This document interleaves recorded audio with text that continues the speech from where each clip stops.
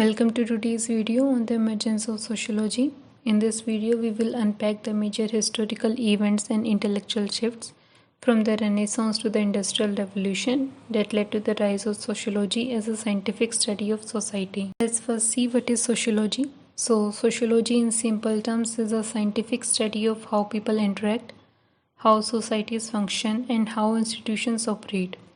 Auguste Comte introduced the term in the 19th century with the aim of applying scientific principles to the study of society.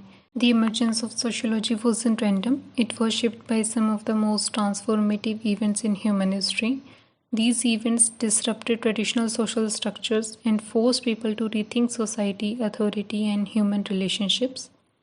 The major factors behind the emergence of sociology were Renaissance, French Revolution, Industrial Revolution, the Enlightenment, and the Counter-Enlightenment.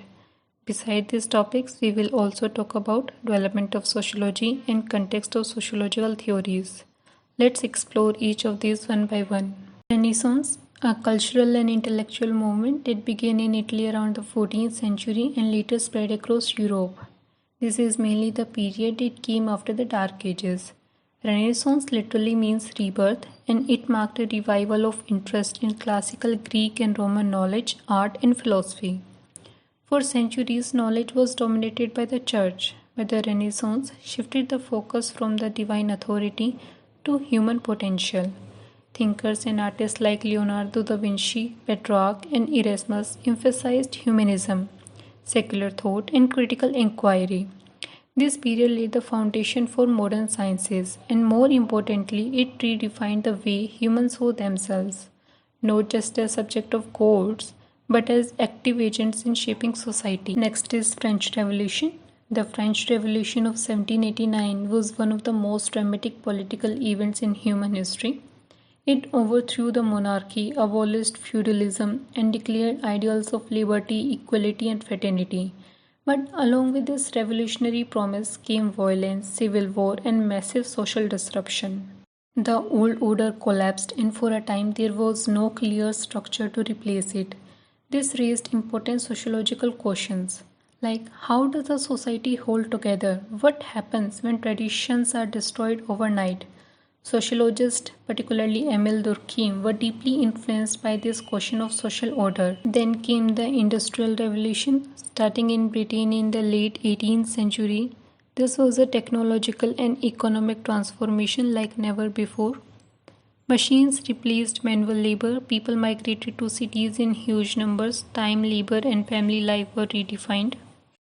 But progress came at a cost. Urban poverty, child labor, harsh factory conditions, and social alienation became widespread. The traditional rural lifestyle disintegrated, and new class structures like the bourgeoisie and proletariat emerged. This chaos pushed thinkers like Karl Marx, Weber, and others to study capitalism, labor exploitation, urbanization, and inequality.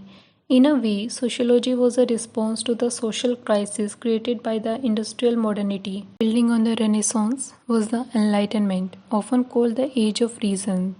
This movement emerged in the 17th and 18th century and focused on rationality, scientific thinking, individual liberty, and progress.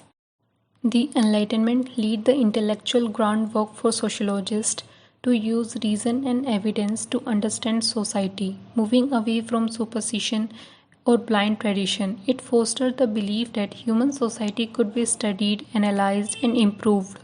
Philosophers like John Locke, Voltaire, Montesquieu, and Rousseau questioned monarchy, religion, and inherited privilege. They emphasized ideas like equality before the law, freedom of speech, and empirical knowledge. Two most important thinkers of the Enlightenment period are René Descartes and John Locke. René Descartes gave the concept, I think, therefore I am, meaning humans are alive because they have the ability to think. They have thinking power. Whereas John Locke gave the concept of tabula rasa, or we can say clean slate, meaning when we are born, we came into the world with a clean slate, or in other words, clean mind. And the society shapes our mind with time. Interestingly, not everyone embraced Enlightenment ideas wholeheartedly. The Counter-Enlightenment was a reaction against what some thinkers saw as the overemphasis on reason and neglect of tradition, emotion, and community. They argued that reason alone cannot explain the depth of human experience. Thinkers influenced by the Counter-Enlightenment, such as Comte, Durkheim, and later Tonnes, emphasized social order, tradition, religion, and collective consciousness. In many ways, sociology was born out of this tension, trying to balance scientific reasoning with the emotional, moral, and communal aspects of human life. Sociology thus became a discipline that studied both the rational structures of society and the deeper, often irrational forces that bind people together. According to one of the most important thinkers of Counter-Enlightenment, de Bonald, society should go back to medieval times.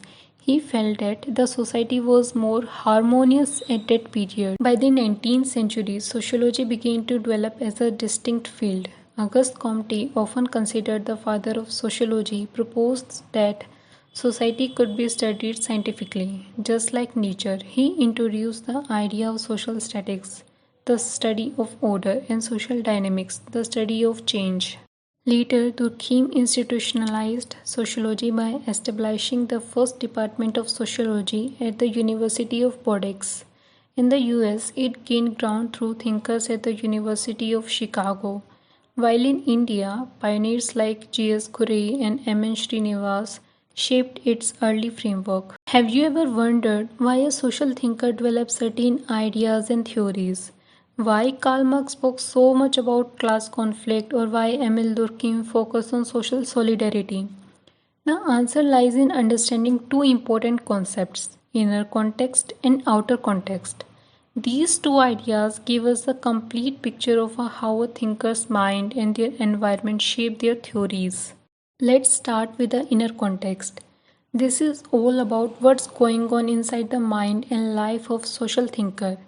It includes their personal background, education, upbringing, experiences, beliefs, and even emotional motivations. Think of it as the internal lens through which they see the world. For example, Karl Marx's inner context includes his middle class upbringing, his education in philosophy, and his exposure to revolutionary ideas in Europe. These factors made him deeply critical of capitalism and inequality. Now, the outer context. Outer context is the broader environment in which the thinker lives, the historical period, the culture, the economy, the political climate, and the social changes happening around them. Think of it as the external stage on which their ideas are formed. For instance, Emil Durkheim, outer context was the rapid industrialization and modernization of Europe in the late 19th century. The social disruption of that era inspired him to study how societies maintain order and stability. When we combine the inner and outer context, we see the complete story of why a social thinker developed their theories in the way they did. Let's briefly meet the key founding figures of sociology. Auguste Comte, he believed in positivism and saw sociology as a science of society. Karl Marx, he focused on class conflict, capitalism, and the idea of historical materialism. Emil Durkheim, he studied social facts, religion, and how collective consciousness binds society. Max Weber, he added depths with ideas like Verstehen, deep understanding, bureaucracy, and rationalization. I will cover all these thinkers in detail, so stay tuned for the upcoming videos. If you found this video insightful, don't forget to like it, share it with fellow learners, and subscribe to the channel for more sociology content. See you in the next video.